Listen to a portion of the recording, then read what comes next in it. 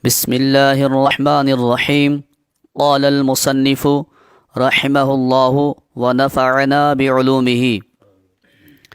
ولطالما أحدث نفسي بأن أصنف في هذا الفن كتابا يحتوي على صفوة ما بلغني من عظماء الصحابة وعلماء التابعين ومن دونهم من السلف الصالحين، وينتوي على نقط بارعة ولطائف رائقة استنبطتها أنا ومن قبلي من أفاضل المتأخرين وماثل المحققين، ويعرب عن وجوه القراءات المشهورة المعزية إلى الأئمة الثمانية المشهورين وشواذ المروية عن القراء المعتبرين، إلا أن قصور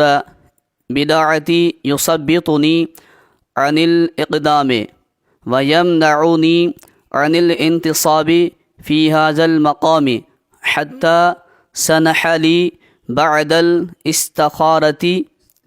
استخارة ما صمم به عزمي على الشروع فيما أردته والإتيان بما قصدته، ناويا أن أسميه بعد أن أتممه بأنوار التنزيل وأسرار التاويل. فها أنا الآن أشرع وبحسن توفيقه أقول وهو الموفق لكل خير والمعطي لكل سول. أعوذ بالله من الشيطان الرجيم. بسم الله الرحمن الرحيم. الحمد لله وكفى وسلام على عباده الذين اصطفى، أما بعد. اللهم صل على سيدنا ومولانا محمد وعلى آله وأصحابه أجمعين. ولطالما इतां खां वरी मुसन्निफ़ रहमतुल्लाह अलैह हिन किताब जे लिखण जो वजह बयानु पिया कनि त हीअ किताब मूं छो लिखियो। पोइ फरमायो वलतालमा, इन जी माना आहे बसा औक़ात, माना घणो करे घणो। लुग़वी इन जी तहक़ीक़ी आहे त हिकिड़ा चवनि था इहो लाम जेको आहे इहो लाम क़स्मियो आहे ऐं मां मसदरिया हुआ। मां मसदरिया जो मतिलबु इहो आहे त मां बाद खे मसदर जे माना में थी करे ऐं लाम क़स्मियो त पोइ हाणे तक़दीरी इबारत ईअं थींदी त वल्लाहि ताल तहदीस नफ़्सी, त अलाह जो कसम आहे मुंहिंजे अंदरि जो ॻाल्हाइणु घणो थी वियो, यानी मुंहिंजे दिलि में इहो ख़्यालु घणो पियो थिए। जेकॾहिं मां मसदरिया वठिबी त पोइ ताल फ़ेल आहे, मां मसदरी आहे जेका माबाद खे मसदर जे माना में थी करे तक़दीरी इबारत ईअं थींदी लाम क़स्मियो वल्लाहि ताल तहदीस नफ़्सी। मुसन्निफ़ पे फरमाए मूंखे ख़ुदा जो कसम आहे त मुंहिंजे अंदरि में इहो घणो ख़्यालु पैदा थिए पियो, घणो ख़्यालु थिए पियो। या त वरी जीअं इमाम तफ़्ताज़ानी रहमतुल्लाह अलैह फरमाए त मां जेका आहे इहा काफ़ा हुआ। काफ़ा माना मां बाद में ताल खे अमल करण खां रोके थी, छो त ताल फ़ेल आहे ऐं फ़ेल पंहिंजे फ़ाइल खे पेश ॾींदो ऐं 6 निस्मनि खे ज़बर ॾींदो, जीअं न ॿियनि किताबनि में आहे। त पोइ मां काफ़ा आहे, पोइ उन जी माना थींदी बसा औक़ात, यानी मुसन्निफ़ पियो चए त बसा औक़ात मुंहिंजे दिलि में इहो ख़्यालु पियो थिए बेअन उसन्निफ़ फ़ी हादल फ़न किताबनि, हिन फ़न इल्म तफ़सीर में मां अहिड़ो किताब तसनीफ़ कयां यहतवी अला सफ़वते। हाणे इन खे सफ़वत पढ़ी सघूं था, सुफ़वत पढ़ी सघूं था, सिफ़वत बि इन खे चइबो आहे बेतसलीस सादे, माना साद खे 3 हरकतूं पढ़ो। सफ़वत बि आयो आहे, किथे सिफ़वत किथे सुफ़त, 3 जाइज़ आहे। सफ़वत जी माना आहे चूंडियल। मुसन्निफ़ पियो चए त मुंहिंजे दिलि में बसा औक़ात इहो ख़्यालु थींदो त मां इन इल्म तफ़सीर में अहिड़ो हिकिड़ो किताबु लिखां जेको उन्हनि चूंडियल ॻाल्हियुनि ते मुश्तमिल हुजे। मां बलगनी मिन उज़मा सहाबते व उलमा ताबिईन, उहे ॻाल्हियूं चूंडियल जेके मूं वटि पहुतियूं वॾनि सहाबनि खां ऐं ताबिईन आलमनि खां, वमन दूनम, ऐं उहे जेके उन्हनि खां घटि आहिनि, हेठि आहिनि। दून जी माना हिते आहे हेठि, यानी वॾो दर्जो साहबनि खां पोइ ताबिईन जो, ताबिईन खां पोइ जेके हेठि आहिनि उन्हनि ताबिईन सल्फ़ सालिहीन मां जेके मूं वटि ॻाल्हियूं पहुतियूं, मां अहिड़ो किताबु लिखां जेको उन्हनि ॻाल्हियुनि ते छा हुजे, मुश्तमिल हुजे। वयंतवी, ऐं शामिलु हुजे अला नुक़तिन बारिअतिन, अहिड़नि नुक़्तनि ते शामिलु हुजे जेके बारे फ़ोक़ियत वारा, व लताइफ़ राइक़तिन, ऐं अहिड़नि लतीफ़ ॻाल्हियुनि ते जेके पसंदीदा। पोइ चए थो इहो माना मुंहिंजो ख़्यालु दिलि में मूंखे पैदा थींदो हो। इस्तंबतुहा अन वमन क़बली मिन अफ़ादिलिल मुतअख़िरीन व अमासिलिल मुहक़्क़िक़ीन। चए थो अहिड़ा नुक़्ता जेके फ़ाइक़ हुजनि, अहिड़ियूं पेचीदा ॻाल्हियूं जेके पसंदीदा, उहे कहिड़ा नुक़्ता जेके मूं इस्तिंबात कया, यानी क़ुरान हदीस मां मूं छा कयो, उन्हनि खे कढियो, मूं कढियो या उन्हनि माण्हुनि कढियो जेके मूंखां पहिरियां खां मुतअख़िर फ़ाज़िलनि मां ऐं जेके फ़ाज़िल मुहक़्क़िक़ आहिनि, उन्हनि जेके नुक़्ता कढिया। छो त उहे नुक़्ता या जेके मूं नुक़्ता कढिया, उहे ॿई नुक़्ता गॾे मां हिकिड़े किताब में तफ़सीर जे में छा कयां, लिखां। इहो मुंहिंजे दिलि में चए थो ख़्यालु पैदा थींदो हो।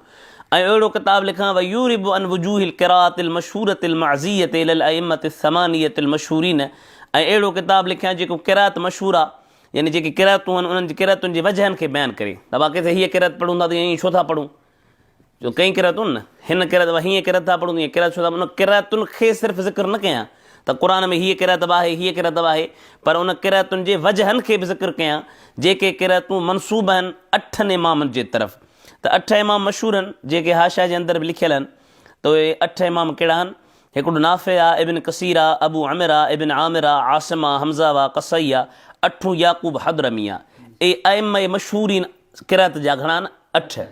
चए थो इन्हनि जी जेके क़िराअतूं क़ुरान में तफ़सीर उहे बि ज़िक्र कयां, पर उन्हनि जा वजह बि मां ज़िक्र कयां। ऐं उहे क़िराअतूं जेके शाज़ आहिनि, यानी 8 खां सवाइ जेके ॿियूं क़िराअतूं आहिनि, उहे क़िराअतूं जेके शाज़ आहिनि वॾनि मोतबर क़ारिन खां मरवी आहिनि।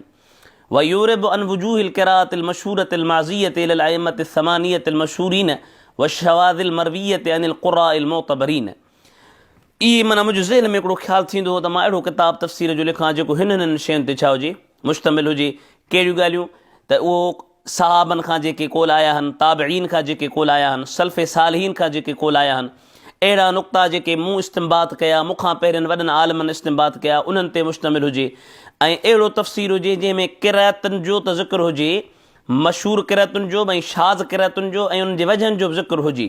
छो त मुंहिंजे दिलि में पियो ख़्यालु थींदो हो, बसा औक़ात मां चवां ईअं तफ़सीर लिखां, पर इल्ला अन क़ुसूर बिदाअती, पर मुंहिंजी जेकी सामान जी कमी हुई, माना मां पाण खे कमु पियो सम्झां, इहा हिकिड़ी निवड़त आहे बुज़ुर्ग जी, पाण वॾो आलिम हो, त मुंहिंजी सामान जी छा हुई, कमी हुई। युसब्बितुनी, जेको मूंखे रोके पियो, अनिल इक़दाम, क़दम खणण खां मूंखे रोके पियो। व यमनउनी अनिल इंतिसाब फ़ी हादल मक़ाम, ऐं मूंखे रोके पियो इन मक़ाम में बीहण खां। माना मां सोचां पियो त हेॾियूं वॾियूं शयूं मां सोचां थो त अहिड़ो तफ़सीर लिखां, पर मुंहिंजो त एतिरो इल्मु कोन्हे। पोइ उहो मूंखे ख़्यालु रोके पियो, कीअं लिखंदुसि मां?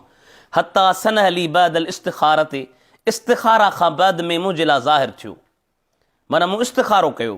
इन मां मालूम थियो त जेकॾहिं को बि नेक कमु कजे त इस्तिख़ारो करणु मसनून आहे। ऐं हींअर त माना उलमा मां या असां सभिनि मां इस्तिख़ारो हलियो वियो आहे। असां अॻे त ईअं हूंदो आहे, आलिम को किताबु लिखंदा त पहिरियों इस्तिख़ारो कंदा, पोइ जेकॾहिं इस्तिख़ारे जे अंदरि इशारो मिले या अंदरि कुवत इरादे जी कम जी मज़बूत पैदा थींदी कमु कंदा हुआ। पोइ फरमाईंदो हता सनहली बादल इस्तिख़ार ते मां समम बि अज़मी, इस्तिख़ारे खां पोइ मुंहिंजे लाइ ज़ाहिर थियो उहा शइ जंहिं मुंहिंजे इरादे खे छा कयो, मज़बूत कयो।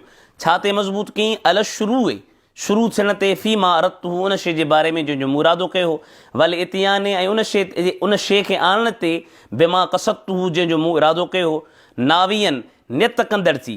पोइ चयो त बिस्मिल्लाह करे मूं शुरू कयो, नियत इहा कयमि त अन उसमी हू, इन तफ़सीर जो मां नालो रखंदुसि, बाद अन उतम हू, जॾहिं हिनखे पूरो कंदुसि, अनवार तंज़ील असरार तवील।